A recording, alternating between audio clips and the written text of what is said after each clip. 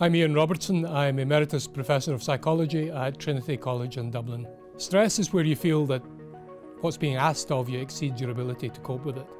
And the resulting emotion is anxiety, beating heart, dry mouth, sweaty hands.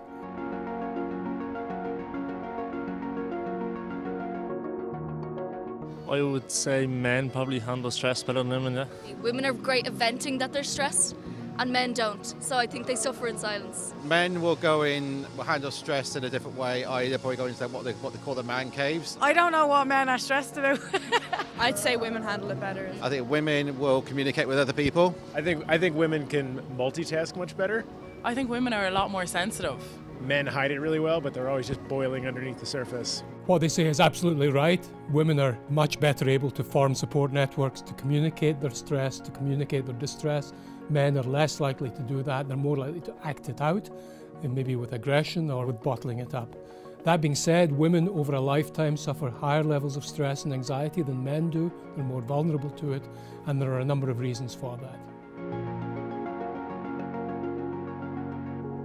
So definitely, I think a lot of people feel like a need to have to put stuff up on social media, and there's a stress to portray a certain image, that kind of stuff as well.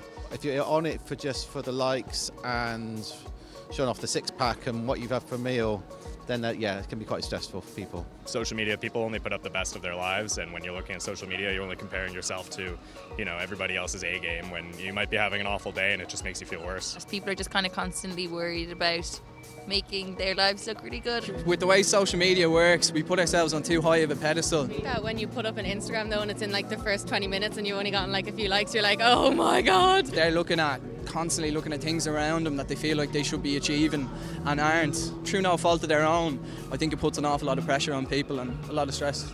They are dead right about that. When I was growing up, I used to compare myself with a group of similarly nerdy friends, but now with social media, you compare yourselves with the world, and so it's very easy to feel like a failure all the time, to feel lacking in social or work or wealth. A second way is the way they degrade our attention. If we're always on, always waiting for some message, some alert, then our ability to focus on what we're doing is reduced. That means our minds are more likely to wander, and a wandering mind is an unhappy mind. The important thing to remember about stress is it is in your mind, because anxiety and excitement are actually the same emotion, the same symptoms. It just depends on how you conceive them. So you can actually control your own stress by a number of simple habits, through your breathing, through setting goals, through not multitasking.